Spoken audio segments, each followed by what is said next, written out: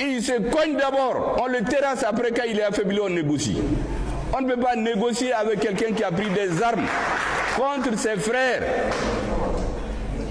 La lutte contre le terrorisme, il faut que nos peuples le gagnent. Sinon les négociations bidons là, on a fait 30 ans là-dedans.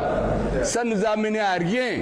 Ça a profité seulement à des escrocs, des narcotrafiquants, des gens qui vivent, des parasites, qui ont affaibli notre pays. Ils nous ont vassalisés, ils nous ont esclavagisés. On n'acceptera plus cela. Donc ces hommes politiques qui veulent négocier avec les terroristes, les mêmes personnes, moi j'ai regardé dans l'histoire, parce que tous les hommes politiques là, moi j'ai une fiche sur chacun. Le même monsieur a dit en 2020 qu'il ne faut pas négocier avec les terroristes.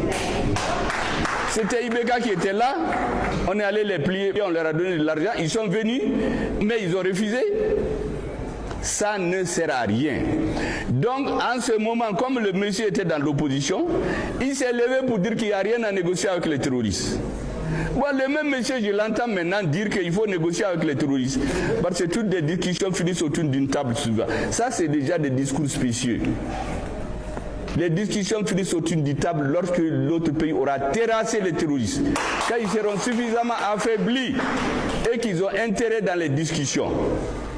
Ça, je voulais être très clair là-dessus.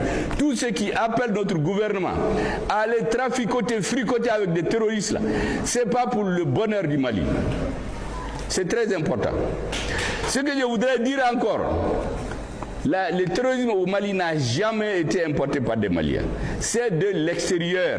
Parce que certains disent, ah, c'est des Maliens qui ont pris les armes, il faut discuter avec eux. Ce n'est pas vrai. Les premières attaques en République du Mali, le 29 juin 1989, c'est des gens venus de l'extérieur qui sont allés tuer des Maliens.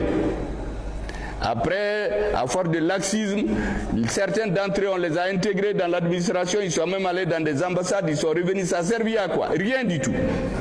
Et puis ça s'est étendu à d'autres jeunes. La plupart des jeunes qui sont dans le terrorisme, certains ne savent même pas pourquoi ils sortent. Ils sont là-dedans. Les 98% n'ont aucune formation idéologique.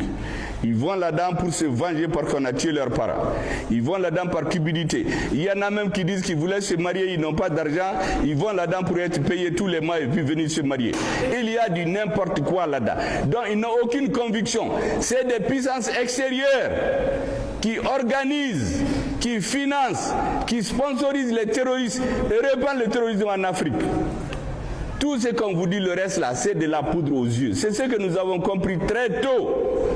C'est pour cela que lorsque la rectification a commencé, notre gouvernement s'est attaché d'abord à se donner les moyens militaires pour recouvrer l'intégrité de notre pays. Chasser ces forces étrangères qui étaient toutes sous la coupe de la France. Les Takuba, les Serval, les Petiti, les Patata, tout ceci là, c'était sous le couvert d'un seul pays. Et les dirigeants tournaient. On porte des cravates, on voyage, on revient, on a un pays dans la capitale, mais personne ne peut aller chez lui. Moi, je ne pouvais pas aller chez moi. J'ai été dans mon village la dernière fois en 2013. Après, ce n'est plus possible. Donc, il faut garder votre vigilance. Et aujourd'hui, à cause des attaques terroristes un peu partout, il y a certains qui disent « Ah, mais les gens sont en train de mourir, donc ce n'est pas mieux. » Mais est-ce que c'est mieux avant? Ce n'était pas mieux. Mais aujourd'hui, les têtes terroristes, l'armée est en train de les détruire. Chaque semaine, l'armée met hors d'état de nuire certains. Et parce que les gens croient que le peuple africain ne peut pas tenir des luttes de longue durée. Cette maladie a fait plus de 30 ans pour rentrer dans le corps de l'Afrique.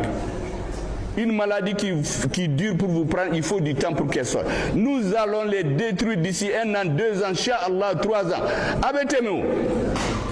Donc n'écoutez pas du tout ceux qui sont en train de véhiculer le défaitisme.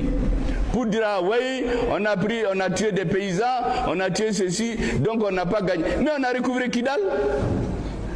Les chefs terroristes, même l'Amérique n'a pas pu tuer certains, mais l'armée les a détruits.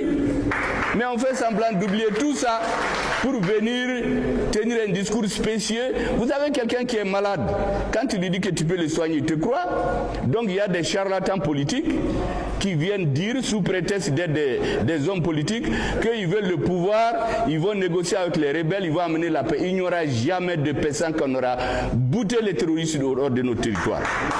Je vous assure.